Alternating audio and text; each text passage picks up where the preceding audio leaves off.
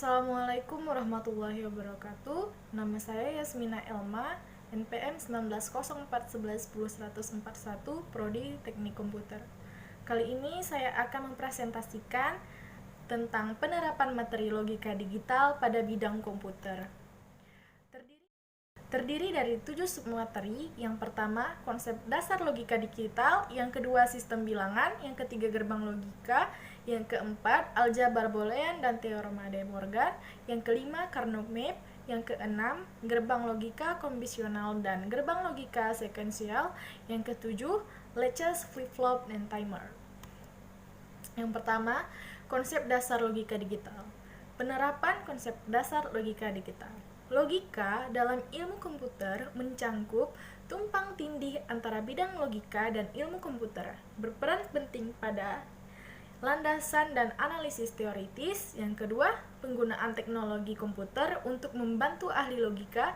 Yang ketiga, penggunaan konsep dari logika untuk aplikasi komputer. Yang kedua, ada sistem bilangan. Penerapan sistem bilangan. Bilangan biner. Bilangan ini adalah bilangan dasar yang digunakan komputer.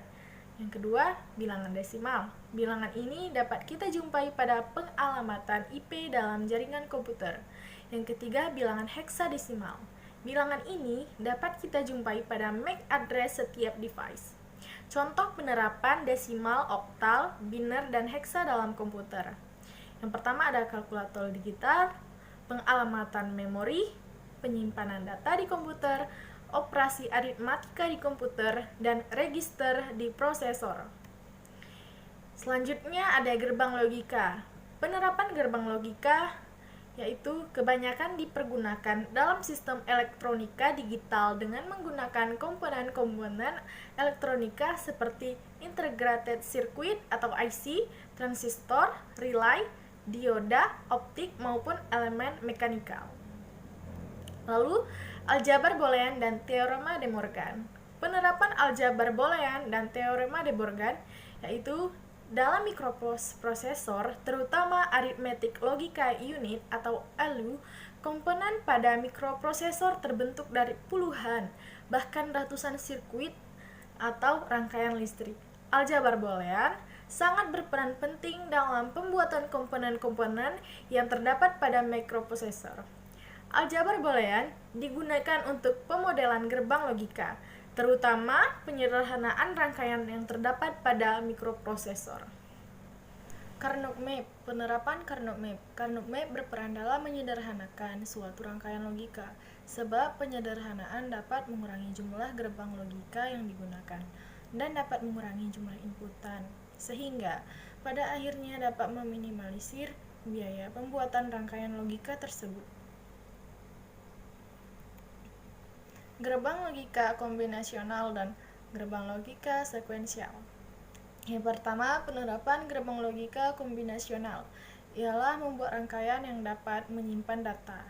Yang kedua, penerapan gerbang logika sekuensial adalah sistem kontrol alarm. Misalnya alarm mobil. Alarm merespon kontrol masukan on-off akan berbunyi saat on atau off sama dengan 1, mati saat on atau off sama dengan 0. Alarm berbunyi saat sensor membangkitkan sinyal tegangan positif set jika terjadi event tidak diinginkan. Diinginkan alarm tetap aktif berbunyi walaupun keluaran sensor tidak aktif set sama dengan 0.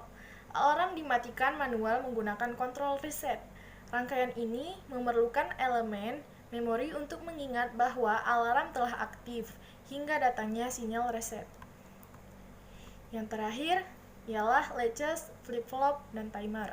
Flip-flop ini adalah elemen memori terkecil yang dapat menyimpan data sebesar 1 bit, yaitu 0 atau 1. Flip-flop digunakan pada setiap komputer digital maupun piranti lainnya.